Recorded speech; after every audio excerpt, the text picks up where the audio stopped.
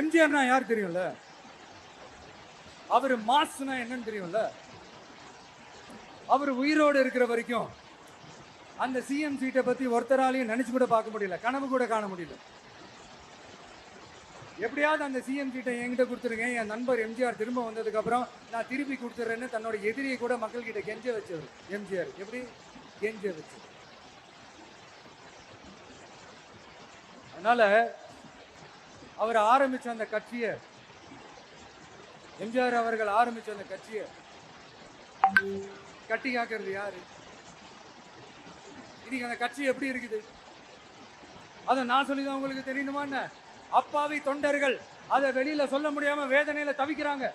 2026 சட்டமன்ற தேர்தலில் யாருக்கு ஓட்டு போடணும், எப்படிப்பட்ட ஆட்சி இங்க அமையணும்னு அந்த அப்பழுக்கற்ற அந்த தொண்டர்களுக்கும் ரொம்ப நல்லாவே தெரியும். அதனால என்ன வேஷம் போட்டுக்கிட்டு பாஜக இங்க தமிழ்நாட்டுக்குள்ள வந்தாலும் அவங்க வித்தை எல்லாம் இங்க வேலைக்கே ஆகாது.